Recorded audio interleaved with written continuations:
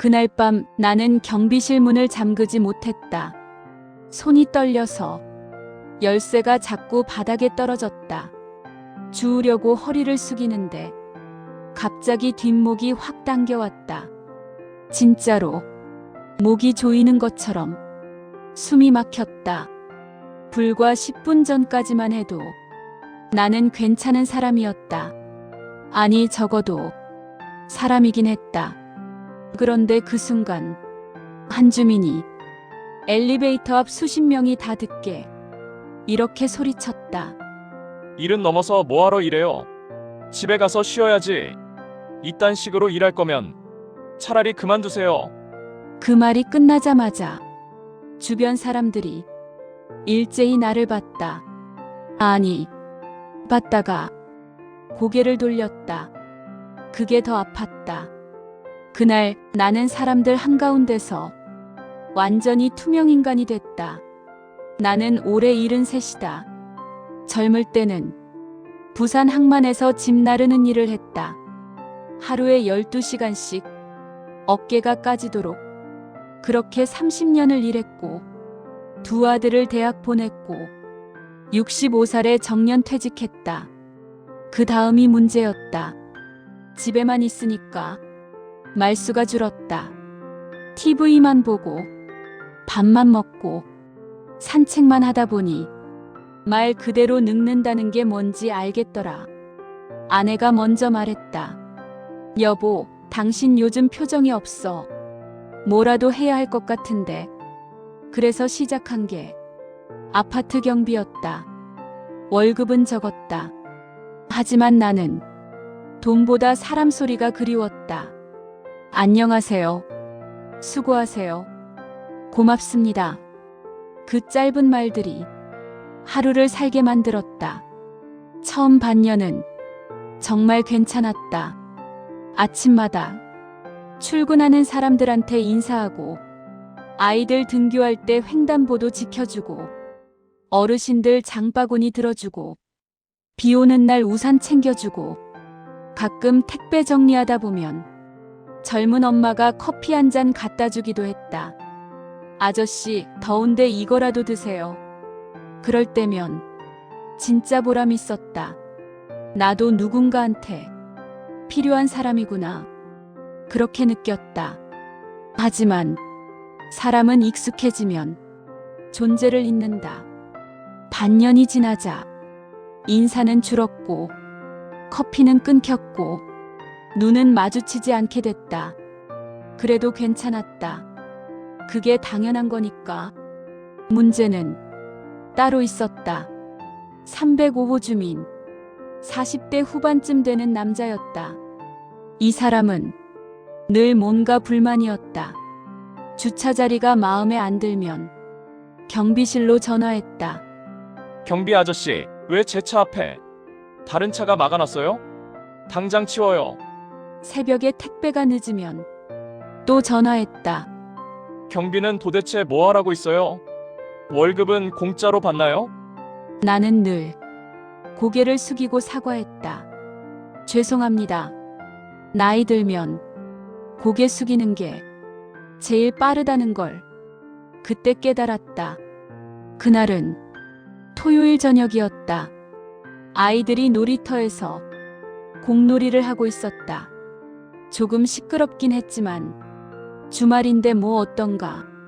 나는 아이들이 다치지 않게 멀찍이서 지켜보고 있었다. 그때 305호 남자가 급하게 계단을 내려왔다. 그리고 나한테 다짜고짜 소리쳤다. 경비 아저씨, 지금 뭐 하세요? 나는 당황해서 대답했다. 아이들 다칠까봐 지켜보고 있습니다. 그랬더니 그 사람이 코웃음을 쳤다. 지켜보기만 하면 뭐해요? 애들 사고 나면 책임질 거예요? 당장 조용히 시키든지. 나는 설명하려 했다. 주말이라 아이들이. 그런데 그는 내 말을 끊었다. 아니, 대체 몇 살이신데 아직도 이래요? 집에서 쉬어야지. 왜 여기서 이러고 있어요? 그 순간 머리가 멍해졌다. 뒷목이 확 잡혔다. 진짜로 손이 목을 조르는 것처럼 숨이 안 쉬어졌다. 공개적인 모욕. 그는 멈추지 않았다. 오히려 더 크게 소리쳤다. 이 아파트 수준이 딱 이거네. 경비 수준부터가 이래. 그 말이 칼처럼 꽂혔다. 엘리베이터 앞에 서 있던 사람들, 산책 나온 주민들 다 듣고 있었다. 누군가는 힐끗 봤다. 누군가는 휴대폰만 봤다. 누군가는 그냥 지나갔다. 아무도 말리지 않았다. 나는 그 자리에 그냥 서 있었다. 할 말이 없었다. 아니, 있었는데 목에서 나오지 않았다. 그 사람이 돌아서서 엘리베이터를 탈 때까지 나는 움직이지 못했다. 그날 밤 경비실로 돌아와서 한참을 앉아 있었다. 불은 켜져 있었는데 마음은 완전히 꺼져 있었다. 다음 날 월요일 아침 관리소장이 나를 불렀다. 어르신, 어제 일로 민원이 들어왔어요. 나는 순간 가슴이 철렁했다. 무슨 민원입니까? 305호에서요. 어르신이 위협적이었다고 신고가 들어왔어요. 위협적. 웃음이 나왔다. 이 늙은 몸으로 누구를 위협해? 저는 아무 말도 안 했는데요. 관리소장이 난처하게 말했다. 그래도 민원이 들어왔으니 조심하셔야 해요. 요즘 시대가 어떻습니까? 그날부터 아파트 분위기가 달라졌다. 정확히는 나를 대하는 분위기가 달라졌다. 인사를 해도 대충 고개만 끄덕이고 눈을 마주치지 않았다. 어떤 사람들은 일부러 다른 쪽을 봤다. 나는 알았다. 소문이 돌았구나. 경비 아저씨가 주민한테 대들었대. 나이 들어서 성질도 고약해졌나 봐. 그런 말들이 돌고 있을 거라는 걸. 일주일쯤 지났을 때 이상한 일이 생기기 시작했다. 엘리베이터 앞에서 한 아주머니가 나를 보더니 짧게 고개를 끄덕였다. 그냥 스쳐 지나가는 인사가 아니라 뭔가 의미가 있는 것 같은 끄덕임. 놀이터에서 아이 엄마 한 분이 조용히 다가와서 말했다. 아저씨, 저 지난주 토요일에 다 봤어요. 아저씨 잘못 아니에요. 그 말에 가슴이 뜨거워졌다. 괜찮습니다. 신경 쓰지 마세요. 그랬더니 그 엄마가 씁쓸하게 웃었다. 괜찮을 리가 있나요? 저도 전에 당했거든요, 그 사람한테. 그날 이후 조금씩 사람들이 말을 걸기 시작했다. 아저씨, 305호 그 사람 원래 그래요. 저희 남편도 전에 주차 문제로 욕먹었어요. 관리비 때문에.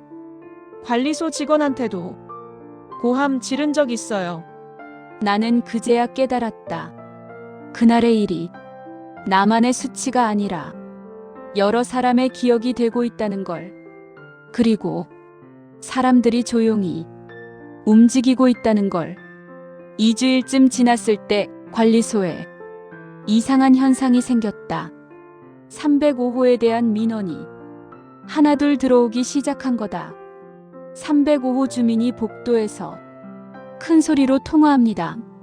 새벽에 문 여닫는 소리가 너무 시끄럽습니다. 공용 주차장에서 다른 차 긁고 그냥 갔습니다. 나는 아무 말도 하지 않았다. 하지만 사람들은 움직이고 있었다. 조용하게, 하지만 분명하게. 한 달 뒤 정기주민 회의가 열렸다. 나는 평소처럼 뒤쪽 구석에 앉았다. 경비는 발언권이 없다. 그냥 듣기만 하면 된다. 회의가 시작되고 이런저런 안건이 올라왔다. 그때 305호 남자가 손을 들었다. 저는 경비 교체를 건의합니다.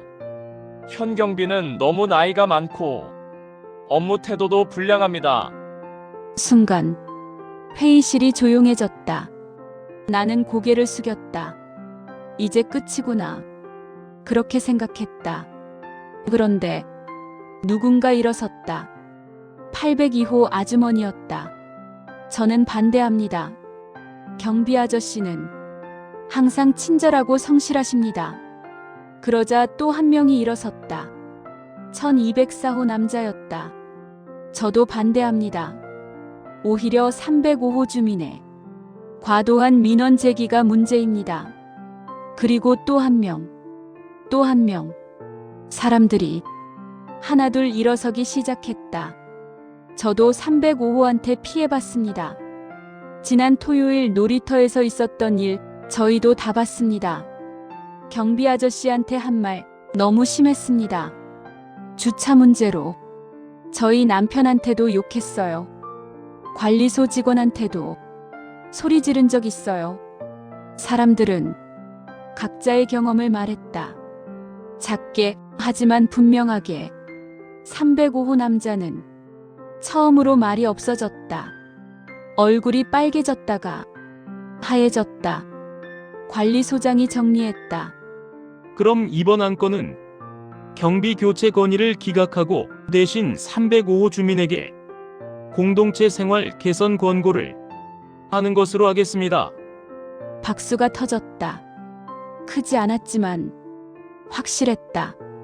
나는 그 자리에서 눈물이 날 뻔했다. 회의가 끝나고 사람들이 하나둘 나갈 때 802호 아주머니가 내게 다가왔다. 아저씨, 저희가 너무 늦었죠. 나는 고개를 저었다. 아닙니다. 이렇게라도 해주셔서 감사합니다. 그랬더니 아주머니가 말했다. 아니에요. 그날 우리가 말렸어야 했는데 우리도 비겁했어요. 그게 미안해서 오늘 나선 거예요. 그 말에 목이 메었다. 그날 이후 아파트가 달라졌다. 정확히는 사람들의 태도가 달라졌다. 인사가 돌아왔고 눈을 마주쳤고 가끔 커피도 다시 생겼다. 아이들은 또 놀이터에서 뛰어놀았고 나는 멀찍이 서 편하게 지켜봤다. 305호는 조용해졌다. 아니, 조심스러워졌다. 가끔 마주치면 민망한 듯 고개를 돌렸다. 나는 그럴 때마다 먼저 인사했다. 안녕하세요. 복수는 그렇게 하는 거다. 나는 지금도 경비 일을 한다. 월급은 여전히 적고 몸은 예전보다 더 힘들다. 하지만 예전처럼 혼자 참지 않는다. 힘든 일이 있으면 관리소에 말하고 필요하면 주민들에게도 알린다. 그리고 사람들도 나를 혼자 두지 않는다. 어제는 1204호 남자가 경비실에 들러서 이렇게 말했다. 아저씨, 요즘 날씨 추운데 몸 조심하세요. 그 짧은 말이 하루를 버티게 만든다. 나중에 알았다. 복수는 혼자 할 때 가장 위험하고 함께 할 때 가장 안전하다는 걸. 그리고 경비는 아파트를 지키는 사람이 아니라 사람 사이를 지키는 사람이었다는 걸. 나를 무너뜨린 건 한 사람의 말이었지만 나를 일으킨 건 여럿의 용기였다. 한 사람의 폭언은 한 노인을 무너뜨릴 수 있었다. 하지만 여럿의 침묵은 그 폭언을 키웠고 여럿의 용기는 다시 그 사람을 세웠다. 나는 오늘도 경비실 문을 연다. 손은 여전히 떨리지만 이제는 혼자가 아니니까.